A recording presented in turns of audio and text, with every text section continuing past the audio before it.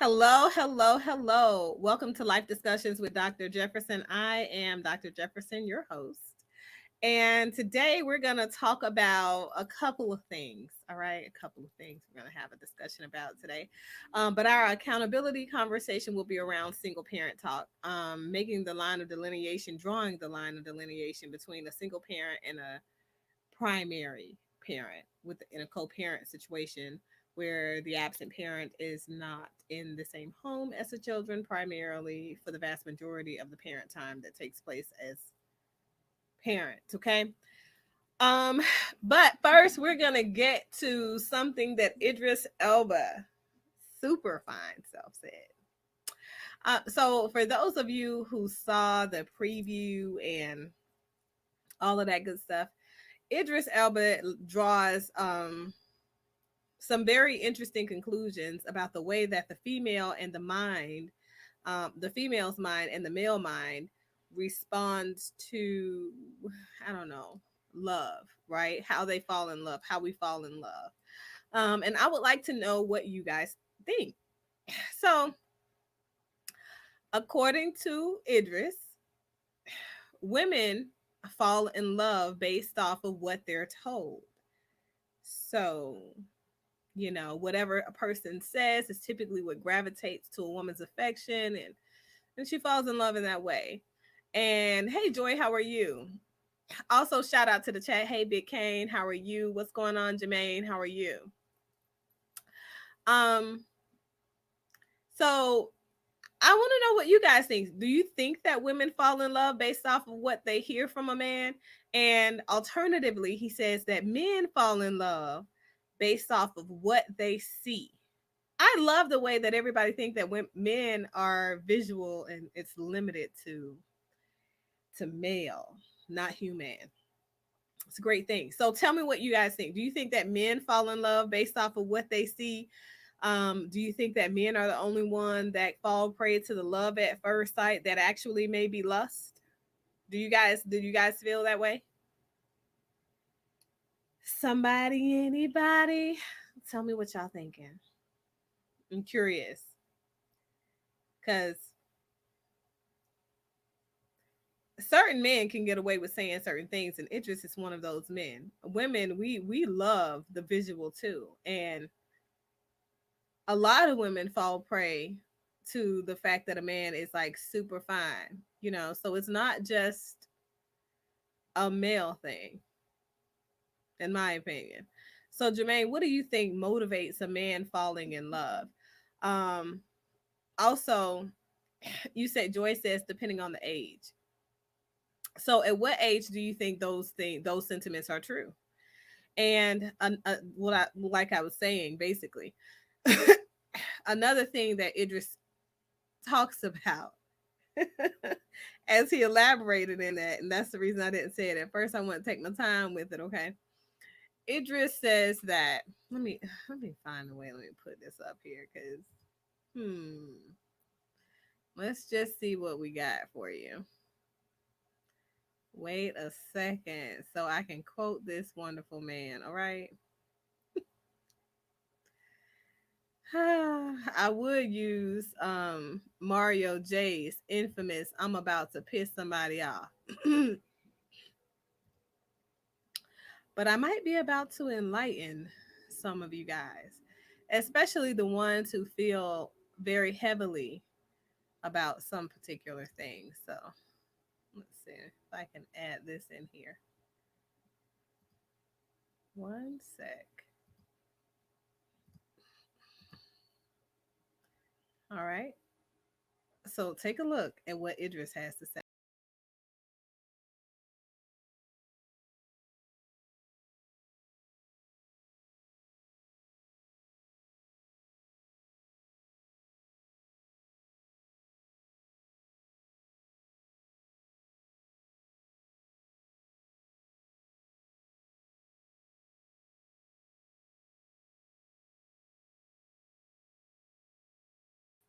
One sec. Let me see if I can find a different way to share it. See what happens if I call it a video file. Where is the, let's see, where are you? There you are.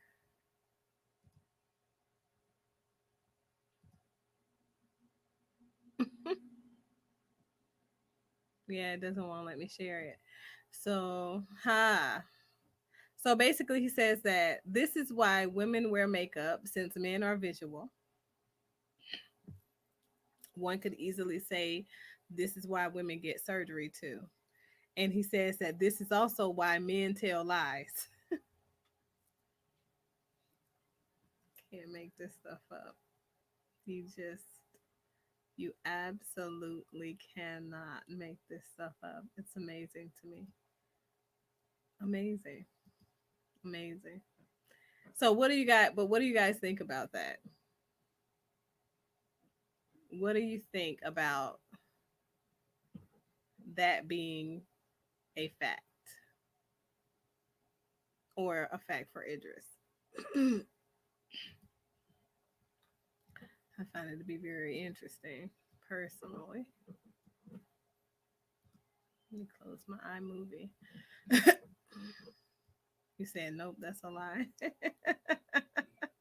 Well, explain to me how it works then, Jermaine. Tell me what your thoughts are. What do you think the realities are around the constructs of love and relationship and life as it applies to men and women?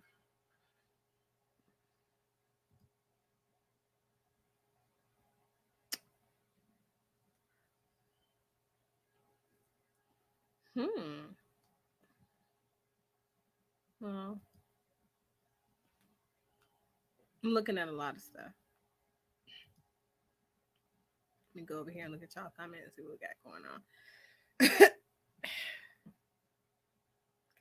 What do you think, Joy? Oh, shout out to Strong. What is that? Strong Mix Joe Hot. I don't think I said hello to you. Also, as you guys come in, don't be creepy or anything. Don't like sit in the background, just be watching and don't participate. Don't say anything. It's a little weird, just a little bit. but but I'd like for you to say hi so I can definitely shout you out, make you feel important because here on this panel everybody's important. Everybody has a perspective to share and we're not going to be here long today. So I definitely want to get in an engaging conversation. I want to know what your insights are before we start making drawing the line of delineation between the idea of hold on. The idea of single parenthood and co-parenting with an absent parent. So Jermaine, I'm mixing it up. I think that's not a me thing. My hands are free here. It's my production. So let's go. So you says everybody has. I'm seeing now. You said everyone has different reasons for falling in love, or you think? Are you saying that everybody has different reasons for, or as to what they are attracted to, or the lying part?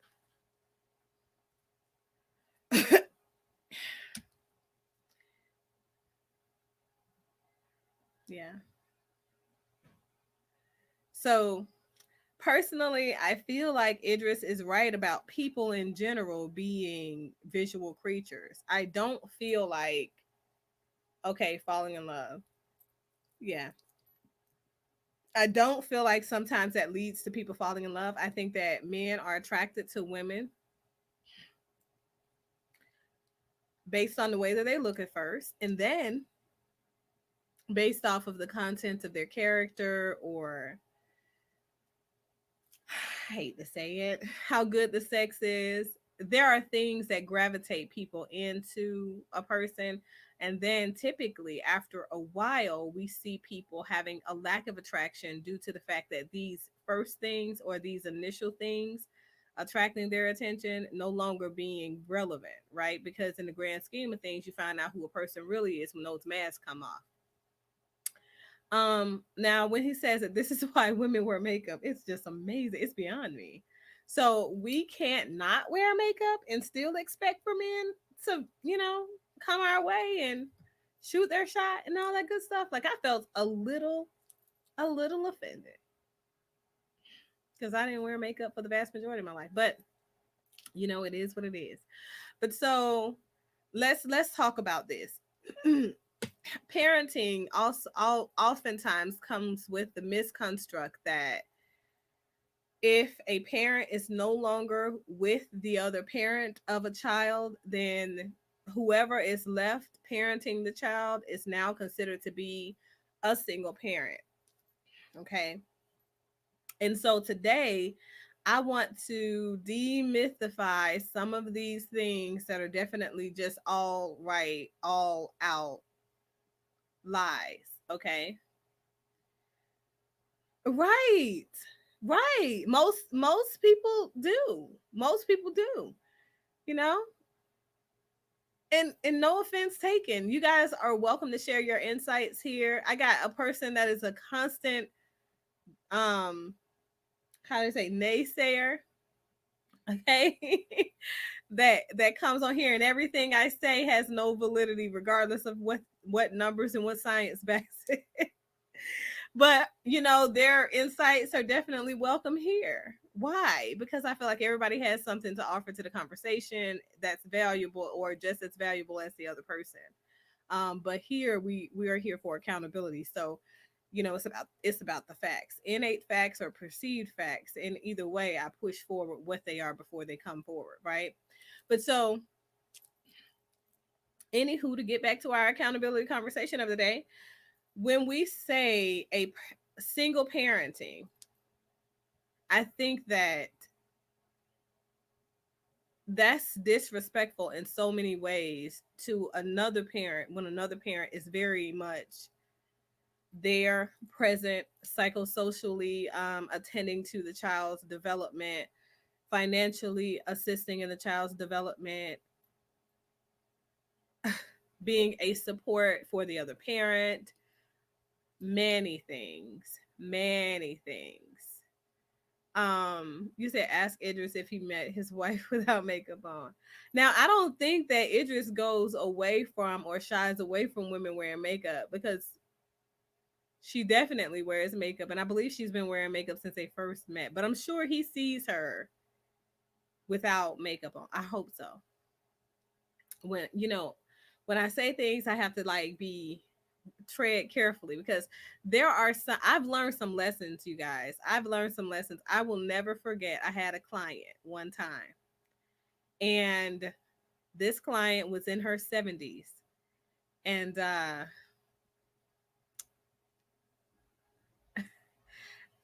when she told me her truths of what married life looked like for her prior to her separating from her children's father, I was like, oh my God. And mind you, this is like, it wasn't long ago. I've only been wearing makeup for a couple of years, okay? Literally.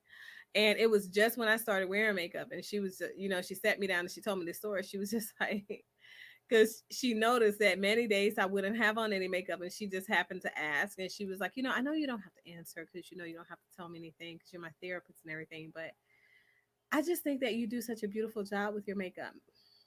Ma'am,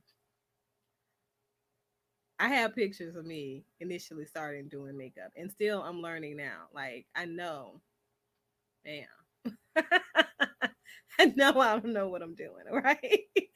But she was just like, it's just so, I love the colors that you pick, and I just think that you should be heavier on your face makeup and blah blah blah. And I'm like, well, you know what? I'm not trying to change much, okay, lady, because I don't want to be held to much. But anyway, she told me, she said, I don't see how you could ever be married, because like my husband has never seen me without makeup. This lady told me that she went to bed every night with her makeup, and she would sneak out of the bed, making her intent to sneak out of the bed at like 4:30 in the morning.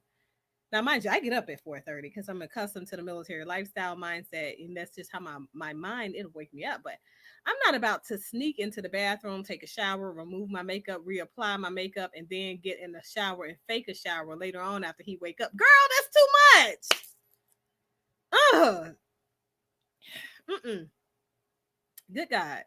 So you said women are competing with each other. That's why they wear makeup and all kinds of stuff. I never dated a woman who wore makeup. I don't think I don't think, well, I know for me, wearing makeup is definitely not about competitions. I'm in competition with no one. I think I've mentioned that before, but it's definitely not about competition, but it's definitely about finding something else to do with my time as I'm waking up in the morning. Because I do find as I've become older and set in my ways, like I have to have a routine to get myself geared up to do things post my first retirement. And I think that it does give me time to get my thoughts together, and I look a little intentional as I'm doing it for that 30 minutes. It makes sense. So you said she was doing that before. Girl, yes. Yes. It was a whole routine. A whole routine. Okay. I was like, oh my God. Like, oh, like I'm thinking to myself, I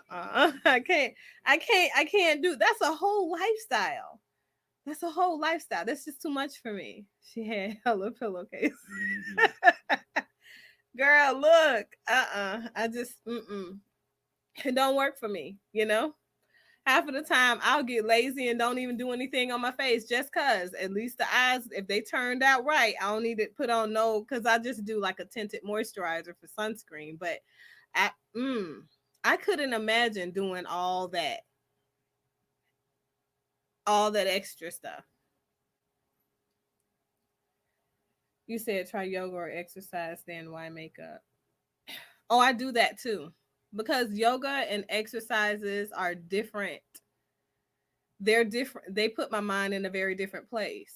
So when you're doing makeup, there is no place for your mind to wander. You're not being intentional about anything. Yoga for me, because I am a tantric goddess and I teach and I train and things like that.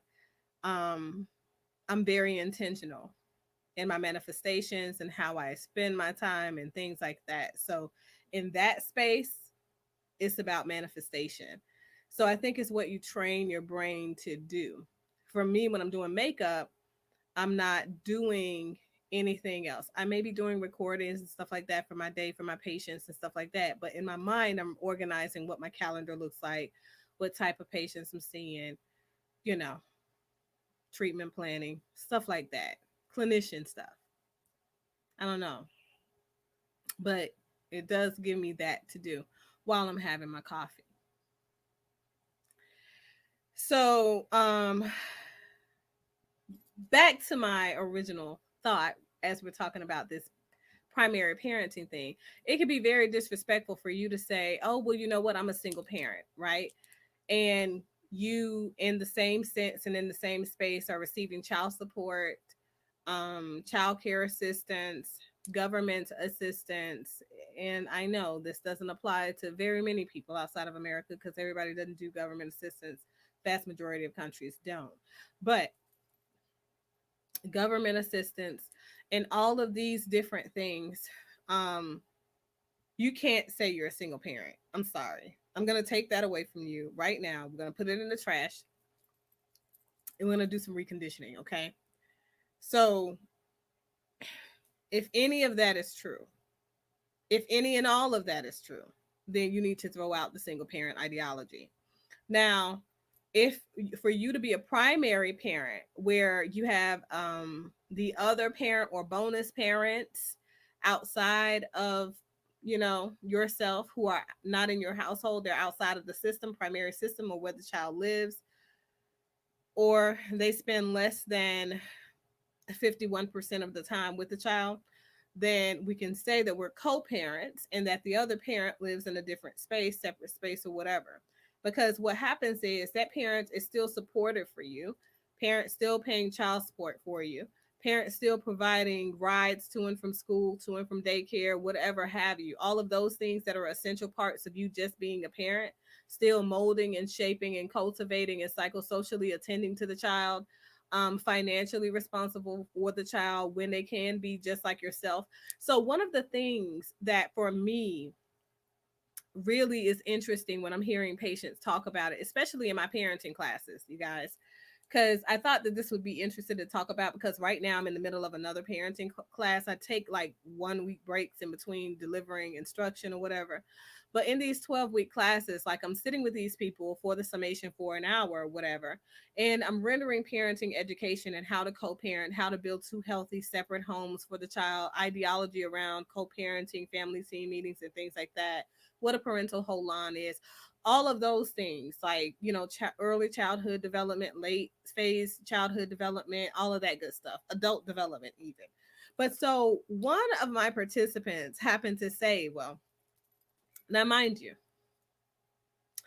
the participant and the opposite parent, the other parent, are both in the class.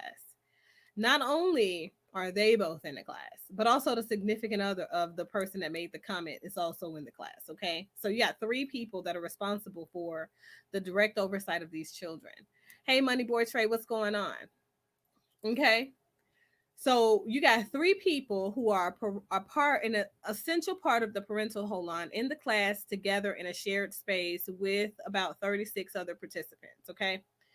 Now, during our lay discussion point of the class, things kind of broke out a bit.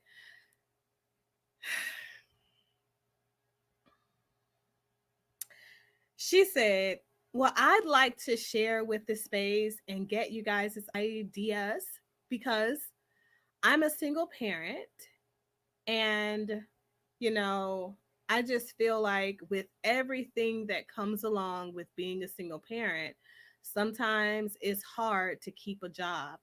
Are any of you struggling with keeping a job?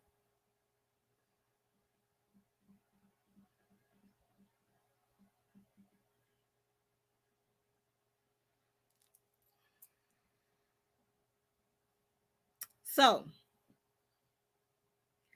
when she asked that question, a lot of the participants were like,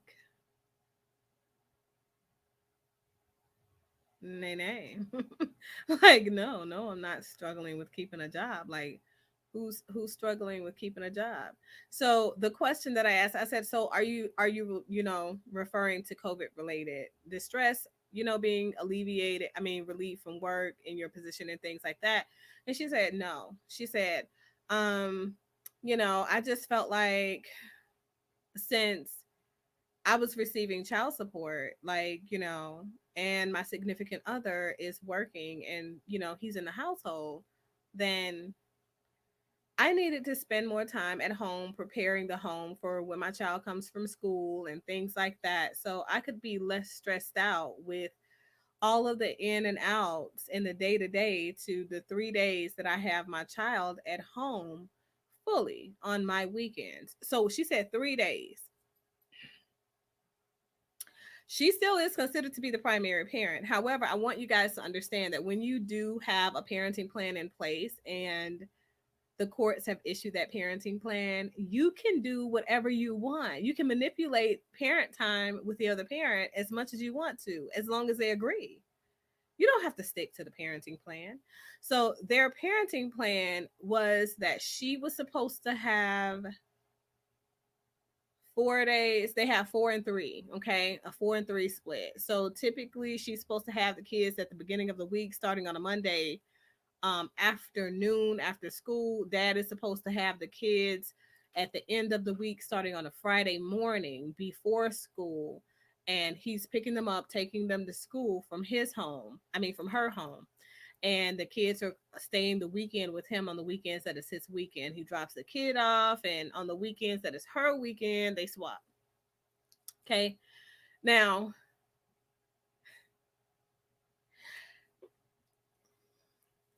I'm just going to say it. When kids are in daycare and kids are in school, I know it almost should be common sense. I know. But some of you out there listening right now don't have that common sense, because that common sense is not necessarily that common, okay, that I'm about to speak of.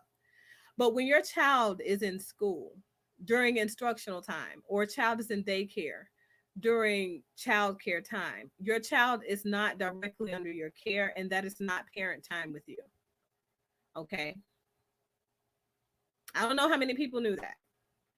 When your child is asleep and not spending time with you because they're asleep during the hours that prepare them for their next day, right? That is not parent time with you. Okay. So when we're talking about parent time, we're talking about the intricate moments and the intimate moments in which you and your child, one on one or collectively as a family system, are in the shared space with one another doing something intentional. Whether it's baths, whether it's dinner time, you understand, whether it's preparation for bath, whether it's going to the park, going to the movies, doing something special for a birthday celebration, what are other things you guys do with your kids? I don't know. Walking them down the street or reading to them before bed or reading to them and doing homework with them in general. All of this time is parent time. Okay. So when we got done doing the calculations, because I teach parents how to do a realistic calculation of parent time during these parenting classes, because I want you to understand that nobody is getting or winning more time with child during parent time than the other. Because that's oftentimes the assumption made by parents when they're talking about weekend visitation alternating on alternating weekends when the other parent has a child at the house during the week. That's where it comes into play pretty heavily. Now, when we had this conversation and I asked her some follow-up questions about what she meant about her time and her difficulty maintaining steady employment. Her I guess a couple of things didn't add up. The fact is, she says that, okay, I'm a single parent, right? So it's not cheap for you to be here. Everybody is paying $135 every meeting to be here. They paid an initial registration fee of $350 to be here. That's each. That's including the people who are on the outside that are not you. Okay, so it's three of you total for just this one child here in this meeting. So you cannot call yourself a single parent if other people are spending their time, attention, and money not only on this child consistently, but also on this child's overall well being and full on care whenever that child might be with either one of you, trying to improve the way that you guys approach parenting collectively. Okay. And this isn't even court ordered. So it means that these people care, and that's the reason why they are there, right? So for you to call yourself a single parent when you have now admitted to me that you have failed to maintain a job for the last 7 years, and your child that you are here discussing is 4 years old, do the math, come with it. And this is the only child that you have. So,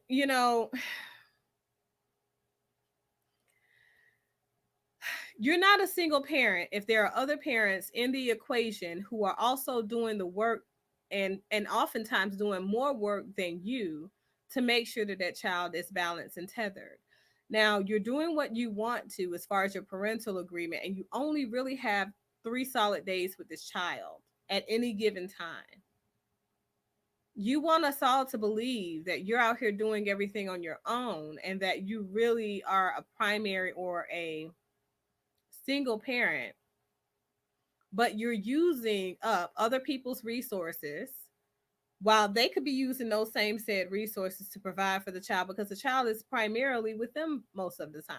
So I think it's easier for people to, shape the idea and go forth and believe they're great and say that they're single parents when they know that they're not.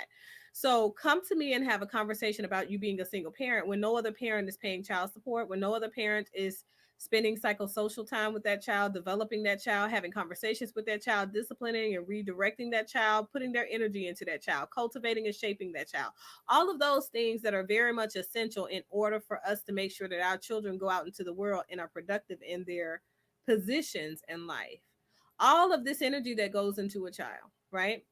That's when you can say that you're a single parent when you're not getting any of that support. Okay. Furthermore, if the government is in the situation because you don't have the other parent there by way or means or reason that you don't know who the father is, or the father just simply never wanted to be a father and you made him a father and you were irresponsible and risky with your sexual behaviors as a female, or you decided to, parentally alienate the father from the child, and so you didn't want the father to be a father and you kept him from the child, and you want to do this on your own, don't want to be able to share any of that space or whatever. Whatever your situation is, could be a number of those reasons or a collective of them all together. If you have now incorporated, what is that, TANF, government assistance where they're paying you money, government assistance where they're paying for your housing, government assistance where they're paying for your food, whatever it is they're paying for your bills, whatever they're doing. If you have incorporated that, you can also no longer say that you're a single parent. Nay, nay. Single parents are parents who go out here and they work however many jobs they need to work to make sure that the basic care for their children is provided for, because they do not have another parent in the picture, a parent figure in the picture, or another parent doing absolutely anything. You understand what I'm saying? Hopefully, you guys are getting this. Hopefully, it's resonating, because I'm definitely going somewhere with this. It's important for us to not be disrespectful to the people who are in our lives, attributing to our greatness, attributing to our purpose and our directionality in life. Because when you say that you are a single parent and you negate to give credit to the people who are helping you, whatever those people, wherever those sources are, you cut your blessings short in your future. So now, when it's time to elevate, now when you no longer have those systems to fall back on, now when you no longer have those provisions to continue to help you move to the next level, right? Now, when you don't have any cash cushion, can you now make those mistakes and stay in that same negative behavior that you have decided to condition yourself to do, since you decided that you wanted to discredit or not claim the help that you already had, right?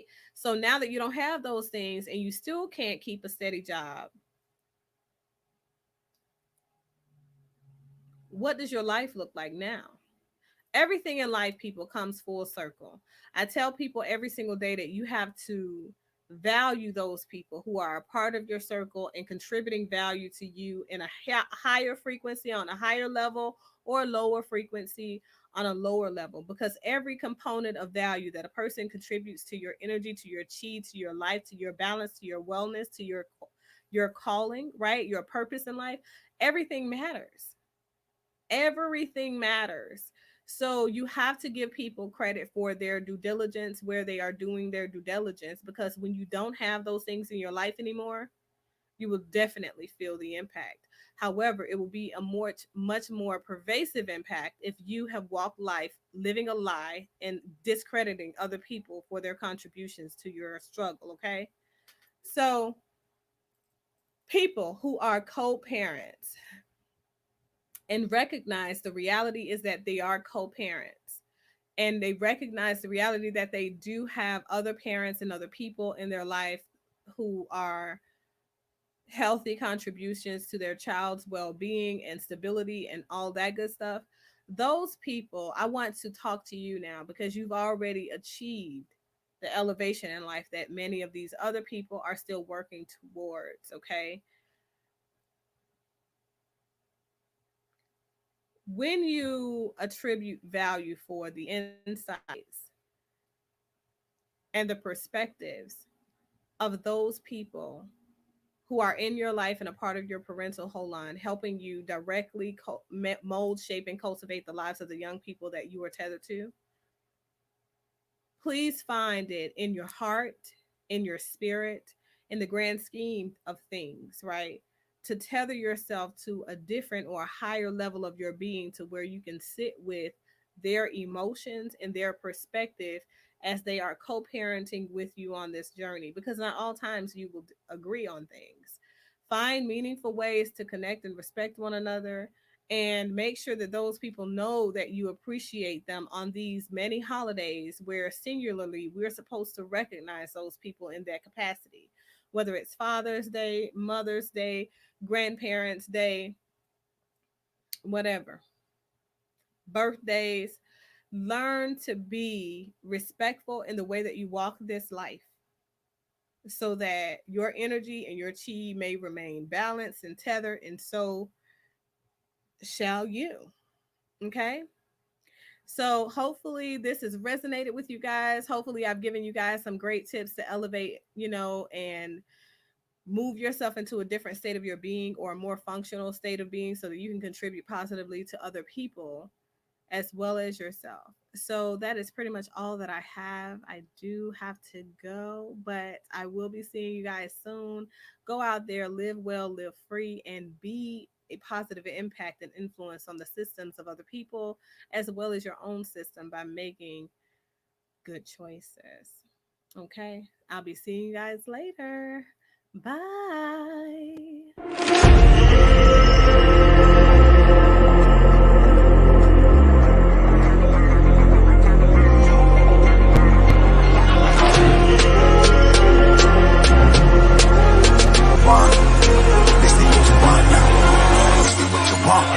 Who alive can't put me in a box. I redefine any definition you got. I am the tiger, I'm making steps to the top. The flames, I rip it up, you just gotta hand me the rock. Take a seat, you cannot stand it. All I know, the flow harder than a Scotch bonnet. Don't try studying me, you cannot manage. This ain't what you want, bitch, I'm a fucking phenomenon.